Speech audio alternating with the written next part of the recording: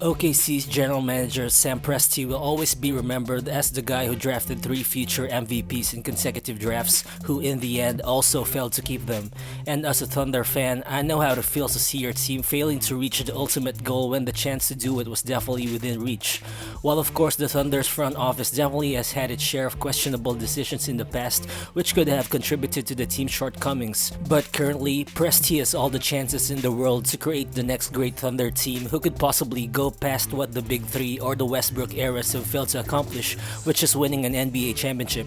Because currently, the Thunder are definitely in the best position probably out of any rebuilding team in history to do that.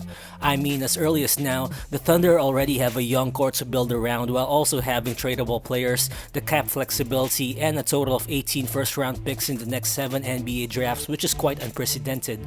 But the question is, how will the OKC Thunder approach this rebuild and how will they utilize all the pieces that they have? And can the Thunder really expect to have a bright future with Shai Gilgeous-Alexander leading the way as the team's franchise player? So what's good guys, it's Rero Balls here, and today, join me as I offer my perspective on the future of the OKC Thunder. But before we move on, make sure to hit that like button if you happen to enjoy this video because it helps the channel a lot. It only takes a second of your time, but it will be much appreciated. So let's get to it.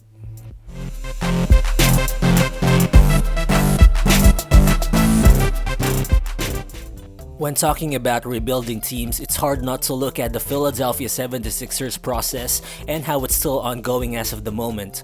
While former general manager Sam Hinkie's rebuild was able to land the team 2 top 20 players in Joel Embiid and Ben Simmons, who are currently leading the way for the top-seeded Sixers in the Eastern Conference.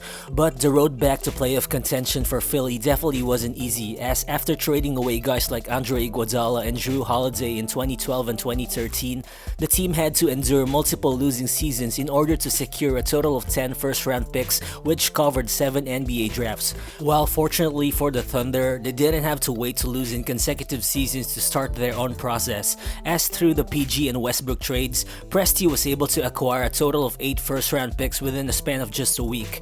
But I think it would definitely be hard for Sam Presti to replicate the way he was able to draft 3 MVPs in consecutive drafts, because looking back, the then Seattle Supersonics only won 31 games in 07, the season before drafting Durant.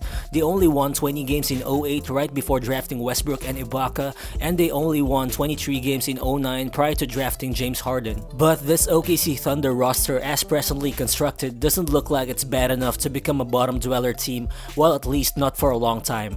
This team has looked very competitive, holding their own against playoff teams despite still having the worst net rating in the NBA. Looking at it, the Thunder have the 9th worst record in the league, but they are also 5-5 in their last 10 games. And the fact that all of their established core guys like Shai Gilgeous-Alexander, Dort, and Darius Bazley have all been on an upward trajectory in their development makes it really hard to imagine this team having the best odds in the lottery in consecutive years. And so if that's the case, can we actually look into a certain team's rebuilding path for us to be able to potentially look into a template that OKC can follow? Well, I think the Boston Celtics' most recent rebuilding effort can be compared to OKC's situation as of the moment. While after trading away Paul Pierce, Kevin Garnett, and some other pieces to the Brooklyn Nets in 2013, the Celtics acquired a huge stockpile of picks and pick swaps which helped them jumpstart their rebuild. While they used those picks to eventually draft Jaylen Brown, land Kyrie Irving, and eventually draft the crown jewel of their rebuild, which happens to be Jason Tatum. But in the process, Boston somehow remained competitive during the Isaiah Thomas years and missed the playoffs only once during their entire rebuild. While OKC I think is kinda in a similar situation. After trading away Russ and PG, everyone expected OKC to just fall off during the 2019 to 2020 season, but we all know how a combination of veteran and young pieces led by Chris Paul was able to keep OKC competitive enough. Well, the only difference I think with OKC and Boston's process is that the Celtics waited for at least 4 drafts to land their franchise star in Tatum, while OKC on the other hand already had their main building block in the roster as soon as Presti pulled the trigger on the Clippers deal, as the Thunder already had landed Shai Gilgeous-Alexander right on cue as the team decided to transition into the retooling phase of the franchise. And definitely, SGA is proving day in and day out that he's a superstar in the making in this league and is worthy of being branded as the Thunder's player of the future. Well, he's not yet an all-star, but his numbers are already quite there. As of the all-star break, Shai is averaging a career-high 23.2 points, a career-high 6.2 assists, which ranks 21st in the NBA, 5.1 rebounds, which ranks 17th among all guards, while shooting a highly efficient 51% from the field, a ridiculous 41% from 3, and a steady 79% from the foul line. And what's even more impressive, I think, is that Shai is having at least a 6-point jump in his true shooting percentage from last season, which currently sits at 62.7%, despite him having a significant increase in usage rate at the same time. Well, of course, it was expected that Shai's numbers would kind of take off after the departure of guys like Chris Paul, Gallinari, and Dennis Schroeder, but it's still quite rare to see young guys having increased efficiency when given a significantly increased load in terms of playmaking and scoring. But currently, Shai has definitely surpassed all expectations as he's also putting up career highs in shooting efficiency despite increasing his 3-point rate from 24.7 last year to 31.6 this season. Shai definitely isn't the flashiest player out there. He doesn't have the bounce of his other contemporaries like Ja Morant or Zion Williamson, and he also doesn't have the flash of Luka or Trae Young, but I think everything he lacks in those categories, he definitely makes up for it with his off-the-hook shot creating ability and efficiency. Watching him play, you'll see that he can create his own shot and beat defenders off the dribble while using his own method of sudden acceleration and deceleration. Basically, he just knows how to use his intricate footwork and his lengthy frame pretty well when driving to the basket, as well as when he's shooting his mid-range pull-ups and step-back threes. Currently, it's already safe to say that there are no real weak spots in his offensive game. Of course, he's been solid from the perimeter this season, but more than that, his 65% shooting rate at the rim shows that his driving game is just on a whole nother level. Cause right now, Shai is leading the NBA in drives per game as he's driving to the rim 25 times per game on average. In short, Shai is just one of the most consistent rim attackers and isolation scorers in the NBA today, and this is no exaggeration cause the numbers actually back it up. Per NBA advanced statistics, out of all 50 players who are scoring at least 16 points per game this season, Shai has registered the lowest percentage of assisted 2-point field goals so far, and only 6.7% of his 2-point attempts have been assisted by teammates. And if you compare him right now to other elite isolation scorers at his position, Shai is currently making his 2-point attempts at a higher percentage as compared to Chris Paul, Luka Doncic, and Damian Lillard, despite those three guys having higher percentages of assisted 2-point attempts. And also, if you look into Shai's playmaking, you'll see that he also has the makings of an elite level passer. If you watch Thunder games, you'll definitely see how he has been a consistent passer in the pick and roll. He makes defenses pay when he's being doubled as he finds teammates cutting to the basket, and has also been efficient in throwing kick-out passes to guys on the 3-point line. While to be fair, his 6.2 assists per game only ranks 21st in the NBA so far, and that definitely falls in comparison to the assist numbers of other elite primary ball handlers. But if you look at it, he's also averaging a whopping 13.8 potential assists per game so far, and that means that 7.6 shots per game that could have been counted as Shai's assists have been missed by his teammates.